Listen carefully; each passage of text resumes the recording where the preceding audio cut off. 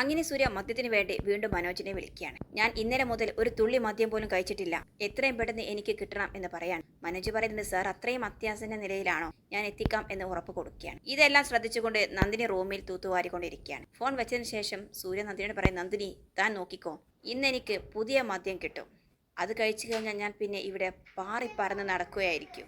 ഇങ്ങനെ പറഞ്ഞുകൊണ്ട് സൂര്യ സന്തോഷത്തോടു കൂടി തുള്ളിച്ചാടി പുറത്തേക്ക് പോവുകയാണ്. ഉടൻ തന്നെ നന്ദിനി ഫോൺ എടുക്കുകയാണ്. എന്നിട്ട് വിവേകിനെ വിളിച്ചിട്ടുണ്ട്. വിവേക ചതിച്ചല്ലോ, സൂര്യ സാറ് വീണ്ടും പുതിയ മദ്യത്തിന് വേണ്ടിയിട്ട് ഓർഡർ ചെയ്തിരിക്കുകയാണ് ആ മനോജിന്റെ അടുത്ത്. അപ്പോൾ വിവേക് ചോദിക്കുന്നുണ്ട്, അതും കലക്കണോ? വെറുതെ എന്തിനാ ഒരാളെ ഇങ്ങനെ പട്ടിണിക്കിടുന്നത് എന്ന് ചോദിക്കുകയാണ് അവന്. അപ്പോൾ നന്ദിനി നമ്പർ എടുക്കുകയാണ്. ഞാൻ യതീന്ദ്ര സാറോട് പറയണോ? അയ്യോ വേണ്ട, ഞാൻ നോക്കിക്കോളാം എന്ന് പറയാൻ കേട്ടോ.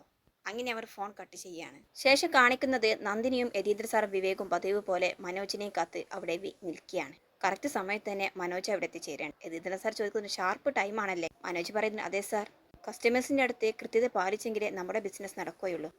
പിന്നെ എന്ന് പറയാണ്. ഇനി സംസാരിച്ചിരിക്കാതെ അത് ഇങ്ങെടുക്ക് എന്ന് പറയാൻ കേട്ടോ വിവേക്. അങ്ങനെ ആ ബാഗ് എടുത്തിട്ട് വിവേകിന്റെ കയ്യിൽ കൊടുക്കാൻ മനോജ് അത് കാറിലിരിക്കുന്ന നന്ദിനിയുടെ അടുത്ത് കൊടുക്കുക. ഉടൻ തന്നെ നന്ദിനി ആ പഴയ സൂത്രവിദ്യ ഒപ്പിക്കാണ്. ഓരോ കുപ്പിയും എടുത്ത് അതിലെല്ലാം മിക്സ് ചെയ്ത് അതുപോലെ തന്നെ വെക്കുകയാണ്. വിവേക് പറയുന്നത്, നന്ദിനി വേഗം, സൂര്യ ഇപ്പോഴെത്തും എന്ന് പറയാണ്. അങ്ങനെ നന്ദിനി വേഗത്തിൽ അത് ചെല്ലുകയാണ് കേട്ടോ.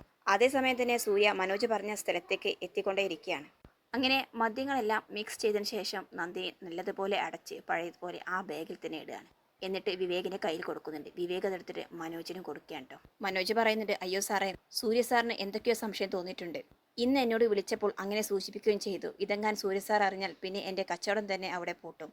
അപ്പോൾ യതീന്ദ്ര സാർ പറയുന്നത്, അപ്പോൾ നിനക്ക് ഇതിലൊന്നും ചേർക്കാതെ സൂര്യക്ക് എത്തിച്ചു കൊടുക്കണം അല്ലേ? അതെ എന്ന് പറയാണ് മനോജ്. എങ്കിൽ ഞാൻ ഇപ്പോൾ തന്നെ ആ സ്ക്വാഡിനെ വിളിക്കാം, അവർ പിന്നെ നിന്റെ കാര്യം ബാക്കി നോക്കിക്കോളും. എന്താ അങ്ങനെ ചെയ്യണമെന്ന് ചോദിക്കുകയാണ്. മനോജ് പറയുന്നത്, അയ്യോ സാറേ, വെറുതെ എൻ്റെ കച്ചവടം മുടക്കല്ലേ എന്ന് പറയാൻ. അപ്പോൾ നന്ദിനി വണ്ടിയിൽ നിന്ന് ഇറങ്ങിയിട്ട് പറയുന്നത്, ദേ മനോജെ, സൂര്യ സാർ എപ്പോൾ വേണമെങ്കിലും നിന്നോട് മദ്യം ആവശ്യപ്പെടാം. എപ്പോഴായാലും ശരി, അത് ഞങ്ങളുടെ കൈകളിലൂടെ മാത്രമേ സൂര്യ സാറിന് എത്താൻ പാടുകയുള്ളൂ. അതിലെന്തെങ്കിലും വ്യത്യാസം വന്നാൽ ബാക്കി ഈ സാർ നോക്കിക്കോളും എന്ന് പറയാൻ യതീന്ദ്ര സാറിനെ കാണിച്ച്. അയ്യോ ചതിക്കല്ലേ എന്ന് പറയാൻ കേട്ടോ. അങ്ങനെ ആ ബാഗുമായിട്ട് ഉടൻ തന്നെ മനോജ് അവിടെ നിന്ന് പോവുകയാണ്. അതേസമയം സൂര്യ മനോജ് പറഞ്ഞ സ്ഥലത്ത് എത്തിയിട്ട് വെയിറ്റ് ചെയ്തുകൊണ്ടിരിക്കുകയാണ്. അങ്ങനെ മനോജ് സൂര്യയുടെ അടുത്തെത്തുകയാണ്. സൂര്യ മനോജിനെ നടുമുടി നോക്കുന്നുണ്ട്. ഗുഡ് മോർണിംഗ് സാറേ എന്ന് പറഞ്ഞിട്ട് മനോജ് ചോദിക്കുന്നു, എന്താ സൂര്യ സാർ എന്നെ ഇങ്ങനെ നോക്കുന്നത്? എടാ, ഞാൻ മദ്യത്തിന്റെ ടേസ്റ്റ് അറിയാൻ തുടങ്ങിയിട്ട് എത്ര കാലമായെന്ന് നിനക്കറിയാമോ? ഞാൻ കഴിക്കുന്ന മദ്യത്തിന്റെ ക്വാളിറ്റി എനിക്കൊന്ന് സ്മെല്ല് ചെയ്താൽ തന്നെ തിരിച്ചറിയാൻ പറ്റും. എന്നിട്ട് നീ എന്നെ പറ്റിക്കുന്നോടോ എന്ന് ചോദിക്കുകയാണ്. മനോജാട്ടെ ഒന്ന് പതറി പോവാൻ ട്ടോ. പിന്നീട് അവൻ പിടിച്ചു നിൽക്കുന്നുണ്ട്. അല്ല സാറേ, സാർ എവിടെ കൊണ്ടുപോയിട്ടും പരിശോധിച്ചോ? ഇതിനേക്കാളും ഒറിജിനൽ സാധനം മറ്റെവിടെയും കിട്ടില്ല സാറേ എന്ന് പറയാണ്. അപ്പോൾ സൂര്യ പറയുന്നുണ്ട്, ഇത്തവണ കൂടി ഞാൻ നോക്കും, ഇതിലും ഫലം കണ്ടിട്ടില്ലെങ്കിൽ മനോജെ, നിന്റെ കമ്പനി തന്നെ ഞാൻ പൂട്ടിക്കും കേട്ടോടാ എന്ന് പറയാണ്. അങ്ങനെ പറഞ്ഞിട്ട് മനോജ് ആ കുപ്പി കയ്യിൽ കൊടുക്കണ്ട സൂര്യയുടെ. ആ ബാഗുമായിട്ട് സൂര്യ വണ്ടിയിലേക്ക് കയറുകയാണ്. എന്നിട്ട് കുപ്പികളെല്ലാം സീറ്റിൽ വെച്ചതിന് ശേഷം ബാഗ് തിരികെ കൊടുക്കുകയും ഒപ്പം തന്നെ മനോജിനുള്ള ക്യാഷും കൊടുക്കുകയാണ്. അതെല്ലാം വാങ്ങി സന്തോഷത്തോടു കൂടി മനോജ് അവരിൽ നിന്ന് പോവുകയാണ്. പിന്നീട് അവൻ ഫോൺ എടുത്തിട്ട് വിളിക്കാൻ നിൽക്കുകയാണ്. ഇതെല്ലാം കണ്ടുകൊണ്ട് തൊട്ടപ്പുറത്ത് തന്നെ വിവേകും യതീന്ദ്ര സാറും നന്ദിനിയും ഇരിപ്പുണ്ടായിരുന്നു. വിവേക് പറയുന്നത്, ദേ സൂര്യ ഫോൺ കയ്യിലെടുത്തു, നന്ദിനി നോക്കിക്കോ, ഇപ്പോൾ സൂര്യ എൻ്റെ ഫോണിലേക്ക് വിളിക്കും എന്ന് പറയാൻ. അങ്ങനെ അവർ 3 പേരും അതിനു വേണ്ടി വെയിറ്റ് ചെയ്യാൻ കേട്ടോ. പക്ഷെ ഇത്തവണ സൂര്യ വിളിച്ചത് വിജയുടെ ഫോണിലേക്കായിരുന്നു. അളിയൻ എവിടെ എന്ന് ചോദിക്കുന്നുണ്ട്. വിജയ് അതേസമയം ഡ്രൈവിംഗിലാണ് കേട്ടോ. ഞാൻ യൂണിവേഴ്സിറ്റിയിലേക്ക് പോകുന്നത് വഴി കുന്നൂരിലേക്ക് എത്തിയിരിക്കുകയാണ് എന്നൊക്കെ പറയാം. എങ്കിൽ അളിയൻ പെട്ടെന്ന് ഇങ്ങോട്ട് വാ, നീ എവിടെ എന്ന് ചോദിക്കുകയാണ് വിജയ്. അങ്ങനെ സ്ഥലവും കാര്യങ്ങളൊക്കെ വ്യക്തമായിട്ട് സൂര്യ പറഞ്ഞു കൊടുക്കുകയാണ്. ഇങ്ങനെ സൂര്യ ആരോട് സംസാരിക്കുന്നത് കുറച്ചപ്പുറത്ത് നിന്നും നന്ദിനി യതീന്ദ്ര സാർ വിവേകം കാണുന്നുണ്ടായിരുന്നു. ഈ തവണ എന്താ സൂര്യ എൻ്റെ ഫോണിലേക്ക് വിളിക്കാത്തത്? സൂര്യ മറ്റാർക്കും ആണല്ലോ വിളിക്കുന്നത് എന്നവർ പറയാണ്. അതെ, അത് ആരായിരിക്കും എന്നവർ ടെൻഷനായിട്ട് നോക്കി നിൽക്കുകയാണ്. അങ്ങനെ സൂര്യ ഫോൺ വെച്ച് ഏതാനും നിമിഷങ്ങൾക്കകം അവിടെ ഒരു കാറ് വന്ന് നിൽക്കുകയാണ്. അതിൽ നിന്നും വിജയ് ഇറങ്ങുന്നത് കണ്ട് 3 പേരും ഷോക്കാവുകയാണ്. അത് ശരി, ഈ പ്രാവശ്യം സൂര്യ കൂട്ടിപ്പിടിച്ചിരിക്കുന്നത് വിജയിയെയാണ്. ദേ ആരെ കൂട്ടി വിളിച്ചിരിക്കുന്നത് നോക്കിക്കേ എന്ന് പറയാണ് വിവേക്. ഇത്രയും നേരം കഷ്ടപ്പെട്ടതെല്ലാം വെറുതെയാകുമല്ലോ എന്ന് പറയട്ടെ യതീന്ദ്ര സാർ. ഇനി നമ്മൾ എന്ത് ചെയ്യും വിവേക് എന്ന് ചോദിച്ച് ടെൻഷനായി നിൽക്കുകയാണ് നന്ദിനി. അപ്പോൾ വിവേക് പറയുന്നത്, നന്ദിനി വിഷമിക്കേണ്ട, അതിനുള്ള വഴി എൻ്റെ കയ്യിലുണ്ട്. സൂര്യക്ക് ലഹരി കിട്ടാൻ പാടില്ല, പക്ഷെ കൂടെയുള്ള അളിയന് ലഹരി കിട്ടുകയും വേണം, അത്രയല്ലേ വേണ്ടൂ, അതിനുള്ള വഴിയൊക്കെ എനിക്കറിയാം എന്ന് പറയാണ്. അങ്ങനെ വിവേക് വണ്ടിയിൽ നിന്നും ഇറങ്ങാൻ കേട്ടോ. അതേസമയം യതീന്ദ്ര സാറും നന്ദിനിയും അവിടെ നിന്നും പോവുകയും ചെയ്യാണ്. ശേഷം റോഡ് ക്രോസ് ചെയ്ത് വിവേക് സൂര്യയുടെ അടുത്തേക്ക് എത്തുകയാണ്. അതേസമയം വിജയ് വണ്ടിയിൽ നിന്നും ഇറങ്ങി സൂര്യയുടെ അടുത്തേക്ക് എത്തുക. സൂര്യ കുപ്പി എടുത്തിട്ട് കാണിക്കാൻ. അത് കണ്ടതും വിജയുടെ മുഖമൊക്കെ ഒന്ന് പ്രകാശിക്കുകയാണ്. സന്തോഷം കൊണ്ട് അവൻ പറയുന്നുണ്ട്, അളിയ, ഞാൻ ശരിക്കും ഓഫീസിലേക്ക് പോവുകയായിരുന്നു, പക്ഷെ അളിയൻ വിളിച്ചപ്പോഴേ എനിക്ക് സംശയമുണ്ടായിരുന്നു. ഇനി ഓഫീസ് കാര്യങ്ങൾ ഇത് കഴിഞ്ഞ് മതി എന്ന് പറഞ്ഞ് വണ്ടിയുടെ കീ എടുത്തിട്ട് പോക്കറ്റിലേക്ക് ഇടുകയാണ്. അപ്പോഴേക്കും വിവേകും ഹായ് സൂര്യ എന്ന് പറഞ്ഞ് അവിടെ എത്തുകയാണ് കേട്ടോ.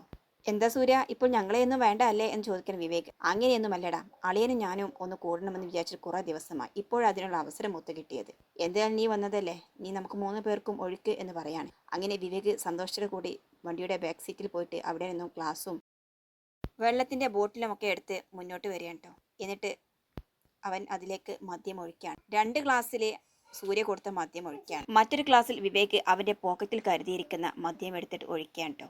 എന്നിട്ട് അതിൽ വെള്ളമൊക്കെ മിക്സ് ചെയ്തതിന് ശേഷം ആദ്യം തന്നെ ഒരു ഗ്ലാസ് എടുത്തിട്ട് വിജയ്ക്ക് നേരെ കൊടുക്കുകയാണ്. അങ്ങനെ വിജയ് വാങ്ങി കൊടുക്കുകയാണ്. ശേഷം 2 ഗ്ലാസ്, ഒന്ന് സൂര്യയും ഒന്ന് വിവേകും എടുക്കുകയാണ്. വിവേകാണെങ്കിലോ കഷ്ടപ്പെട്ട് കയ്പ് കടിച്ചമർത്തി നിൽക്കുകയാണ് കേട്ടോ കുടിച്ചതിന് ശേഷം. എന്നാൽ അവസാനം ഇവർ 2 പേരുടെ എക്സ്പ്രഷൻ കണ്ടതിന് ശേഷം സൂര്യ എടുത്തിട്ട് കുടിക്കുകയാണ്. അവൻ വായിലേക്ക് ഒഴിച്ചതും പതിയെ പോലെ തന്നെ തു എന്ന് പറഞ്ഞ് തുപ്പുകയാണ്. ഒരു ഗ്ലാസ് കുടിച്ചതും വിജയ് ആകെ ഫിറ്റായിരിക്കുകയാണ്. എന്റെ അളിയ, സത്യത്തിൽ ഞാൻ അളിയന്റെ മനസ്സറിയുന്നതിൽ പരാജയപ്പെട്ടു. സാരമില്ല, ഇനി ഞാൻ അളിയന്റെ കൂടെ തന്നെയായിരിക്കും. ഇത്രയും ക്വാളിറ്റിയുള്ള നല്ലൊരു മദ്യം ഞാൻ ഇതുവരെ കഴിച്ചിട്ടില്ല. ചുമ്മാതല്ല അളിയൻ ഇങ്ങനെ കഴിക്കുന്നത്. ഇപ്പോഴാണ് അളിയൻ കഴിക്കുന്ന മദ്യത്തിന്റെ രസം എനിക്ക് മനസ്സിലായത് എന്നൊക്കെ പറയാണ്. അതേസമയം സൂര്യയായിട്ട് വായ മൊത്തം കഴിച്ചിട്ട് ദേഷ്യം പിടിച്ച് നിൽക്കുകയാണ്.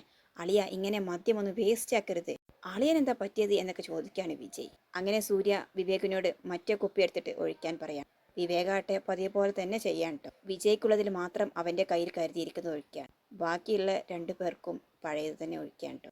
അങ്ങനെ അതും കുടിച്ചതിന് ശേഷം വിജയിന്റെ കൺട്രോൾ മൊത്തം പോയി അവനാകെ ഫിറ്റായിട്ട് കൈവിറ്റ് നിൽക്കുകയാണ്. എന്നാൽ സൂര്യയുടെ അവസ്ഥയാട്ടെ പതിവ് പോലെ തന്നെ. അവനാകെ ദേഷ്യം വന്ന് നിൽക്കുകയാണ് കേട്ടോ. എനിക്കെന്താ പറ്റിയത് എന്നവൻ സ്വയം ആലോചിക്കുന്നുണ്ട്. ശരിയല്ല, ഇതൊന്നും ശരിയല്ല എന്ന് പറഞ്ഞ് അവിടെ വെച്ചിരുന്ന മദ്യക്കുപ്പികളെല്ലാം നിലത്തേക്ക് എറിഞ്ഞ് ഉടക്കുകയാണ് കേട്ടോ സൂര്യ. ഇതെല്ലാം കണ്ട് വിവേകിന് കാര്യം മനസ്സിലായിട്ട് അവൾ ഉള്ളിൽ ചിരിച്ചോട് നിൽക്കുക. എന്നാൽ വിജയ് ആട്ടെ ഫിറ്റായതുകൊണ്ട് ഇതൊന്നും അറിയുന്നതേയില്ല. അതേസമയം രാത്രി ഏറെ ഇരുട്ടിയിട്ടുണ്ട്. നന്ദിനിയും യതീന്ദ്ര സാറും എന്താ സംഭവിച്ചത് സൂര്യക്ക് എന്നറിയാതെ ടെൻഷനായി നിൽക്കുക. വിവേകിന്റെ ഫോണിലേക്ക് വിളിച്ചിട്ടാണെങ്കിൽ കിട്ടുന്ന, സൂര്യയുടെ ഫോണെങ്കിൽ സ്വിച്ച് ഓഫും. അങ്ങനെ യതീന്ദ്ര സാറും നന്ദിനിയും കൂടി അങ്ങോട്ടും ഇങ്ങോട്ടും ഹോളിൽ നടക്കുകയാണ്. അപ്പോഴാണ് സൂര്യയുടെ വണ്ടിന്റെ ഹോണടി കേൾക്കുന്നത്. അത് കേട്ടതും നന്ദിനി വേഗം സിറ്റ് ഔട്ടിലേക്ക് ഇറങ്ങി നോക്കുകയാണ്. അപ്പോൾ സൂര്യ വണ്ടി ഒന്ന് നിർത്തിയിട്ട് നല്ല രീതിയിൽ തന്നെ ഇറങ്ങാൻ. അത് കാണുമ്പോൾ നന്ദിനിക്ക് ആശ്വാസമാവുകയാണ്. എന്നിട്ട് അപ്പുറത്തെ സൈഡിലുള്ള ഡോറ് തുറന്ന് അവിടെ നിന്നും വിജയെ എടുക്കുകയാണ്. വിജയ് ആണെങ്കിൽ ഫുൾ ഫിറ്റിൽ നിൽക്കാൻ പോലും എനർജി ഇല്ലാത്ത ആ ഒരു അവസ്ഥയിലാണ് കേട്ടോ. അങ്ങനെ ഒരുവിധം സൂര്യ വിജയെയും താങ്ങി പിടിച്ചുകൊണ്ട് അകത്തേക്ക് വന്ന് നിൽക്കുക. അങ്കിൾ എന്ന് പറഞ്ഞ് യതീന്ദ്ര സാറെ ഓടി വന്ന് കെട്ടിപ്പിടിക്കുകയാണ് വിജയ്. എന്നിട്ട് അദ്ദേഹത്തെ കൊണ്ട് വീഴാൻ പോവുകയാണ്. യതീന്ദ്ര സാറാട്ടെ അവനെ തട്ടി മാറ്റിയാണ് കേട്ടോ. അങ്കിളിന്റെ ഈ മകനുണ്ടല്ലോ, എന്തൊരു സ്നേഹമുള്ള ആളാണ്. അങ്കിളിന്റെ മോളെ പോലെയല്ല, എന്നെ ഭയങ്കര കാര്യമാണ് എന്നൊക്കെ പറയാം. ഇങ്ങനെ പറഞ്ഞിട്ട് സൂര്യയെ പിടിച്ച് ഉമ്മ വെക്കുകയും യതീന്ദ്ര സാറിനെ കെട്ടിപ്പിടിക്കുകയും ഒക്കെ ചെയ്യാൻ. ഇതെല്ലാം കേട്ടുകൊണ്ട് വിജയ് നീ അകത്ത് പോ എന്ന് പറയാ യതീന്ദ്ര സാർ. ഇല്ല, ജീവിതത്തിൽ വല്ലപ്പോഴുമേ ഇങ്ങനെയൊക്കെ സന്തോഷം എനിക്ക് കിട്ടുകയുള്ളൂ. അതെനിക്ക് ആഘോഷിക്കണം. അതിൽ ആരെയും ഇടപെടുന്നതും എനിക്കിഷ്ടമില്ല. എനിക്ക് ആഘോഷിക്കുക തന്നെ വേണം എന്നൊക്കെ പറഞ്ഞ് അവിടെ ആടി ഉലയാണ് കേട്ടോ. സൂര്യാട്ടെ ഒന്നും മിണ്ടാതെ നോക്കി നിൽക്കുകയാണ്. അങ്ങനെ ഈ പത്മ മേഡം എവിടെ, ഓഫീസിലെത്തിയാൽ പത്മ മേഡം എന്നെ അങ്ങനെ ഇങ്ങനെ അങ്ങനെ ഓരോ കാര്യങ്ങൾ പറിച്ച് പത്മയെക്കുറിച്ചും കുറ്റം പറഞ്ഞുകൊണ്ടിരിക്കുകയാണ്. അപ്പോഴാണ് പത്മ അവിടേക്ക് ഇറങ്ങി വരുന്നത്. ഇത് കാണുമ്പോൾ നന്ദിനിയും യതീന്ദ്ര സാറും എല്ലാം ഒന്ന് ടെൻഷനായി നിൽക്കുന്നുണ്ട്. പത്മ നേരെ വന്ന് വിജയുടെ മുന്നിൽ നിൽക്കുകയാണ്. നമസ്കാരം, സുഖമല്ല മാഡം? വിജയ് ഇങ്ങനെ ചെയ്യണം, തൊഴിലാളികളുടെ കണക്കെടുപ്പെടുത്ത് കൊണ്ടുപോവാ. ഇവരെന്താ ഇങ്ങനെ, അവരെന്താ അങ്ങനെ, അങ്ങനെ ഓരോ കാര്യങ്ങൾ പറഞ്ഞ് എന്നെ വെറുപ്പിക്കല്ലേ മാഡം എന്നൊക്കെ പറയാൻ കേട്ടോ വിജയ്. ഇന്ന് ഞാൻ എനിക്ക് ഇഷ്ടമുള്ളതുപോലെ പെരുമാറും. എന്നെ കൽപ്പിക്കാനായിട്ട് ആരെങ്കിലും എൻ്റെ മുന്നിൽ വന്നാൽ എന്ന് പറഞ്ഞ് കൈ നീട്ടുകയാണ്. ഉടൻ തന്നെ പത്മം വിജയ് എന്ന ഒറ്റ വിളിക്കുകയാണ് കേട്ടോ. അത് കേട്ട് വിജയ് പേടിച്ച് നിൽക്കുകയാണ്. മദ്യപിച്ച് വേഷം കെട്ടുന്ന ഒരുത്തൻ ഇവിടെയുണ്ട്. ഇനി അങ്ങനെ ഒന്ന് കണ്ട് നീയും കൂടി വേഷം കെട്ടണം. അങ്ങനെ എങ്ങാൻ ചെയ്താൽ എൻ്റെ മകളുടെ ഭർത്താവാണ് എന്നുള്ള പരിഗണന ഞാനങ്ങ് മറന്നു കളയും. പിടിച്ച് പുറത്തിറക്കി കളയും നിന്നെ ഞാൻ എന്ന് പറയാം. ഇത് കേട്ടതും ഇന്ദ്രജയും വേദയും ഓടിയെത്തുകയാണ് അവിടെ. വിജയുടെ അവസ്ഥ കണ്ട് ഇന്ദ്രജയ്ക്ക് ദേഷ്യം വരികയാണ്. വിജയ് എന്തായത് എന്ന് പറഞ്ഞാൽ വിജയുടെ അടുത്തേക്ക് ഓടിയെത്തുന്നത്. സോറി മൈ ഡിയർ, ഞാൻ കുറച്ച് ഓവറായി എന്ന് പറയണം വിജയ്. നിങ്ങളെല്ലാവരും ഒരു കാര്യം കേൾക്കുക. ഞാൻ ഇങ്ങനെ കുടിച്ച് ഓവറാകാൻ കാരണക്കാരി ആരാണ്? ഇവള് എന്ന് പറഞ്ഞ് ഇന്ദ്രജയെ കാണിക്കുകയാണ്. നിന്റെ മുഖത്ത് നോക്കി സംസാരിക്കാനുള്ള ചങ്കൂറ്റം എനിക്കുണ്ടോ? ഇല്ല. ഞാൻ എന്തെങ്കിലും പറഞ്ഞാൽ നീ അനുസരിക്കുമോ? ഇല്ല. അപ്പോൾ പിന്നെ ഈ വീട്ടിൽ എന്താണ് എനിക്ക് റോള് പറ എന്നൊക്കെ പറയാൻ കേട്ടോ വിജയ്. പത്മ പറയുന്നുണ്ട്, നിർത്തിക്കോണം ഇവിടെ. ഇനിയും ഇത്തരത്തിലുള്ള സംഭവം ഈ വീട്ടിലുണ്ടായാൽ പിന്നെ ഇവൾ നിന്റെ ഭാര്യയാണെന്ന് ഞാൻ നോക്കി. നീയും ഇവരുമായിട്ടുള്ള വിവാഹബന്ധം ഞാൻ ഇവിടെ വേർപ്പെടുത്തും എന്ന് പറഞ്ഞിട്ട് പത്മ അകത്തേക്ക് പോവുകയാണ്.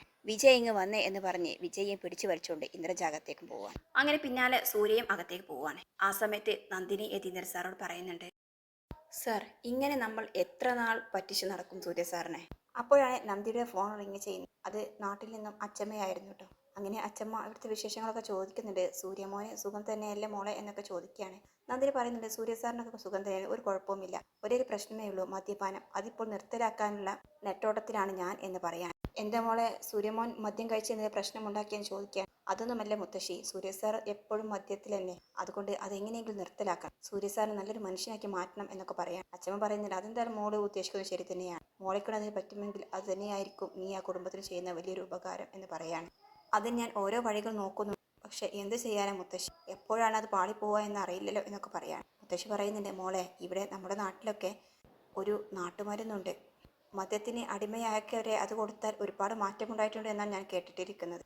അങ്ങനെയാണെങ്കിൽ മോൾ അതൊന്ന് വാങ്ങിക്കൊടുത്ത് നോക്കൂ എന്ന് പറയാം. നന്ദിനി പറയുന്നുണ്ട് ബെസ്റ്റ്. അങ്ങനെ മദ്യം നിർത്താൻ വേണ്ടിയിട്ട് മരുന്ന് എന്ന് പറഞ്ഞാൽ സൂര്യ സാറല്ലേ കുടിക്കാൻ പോകുന്നത്, പിന്നെ എന്നെ ഇവിടെ നിന്ന് ഓടിക്കും എന്നൊക്കെ പറയാൻ.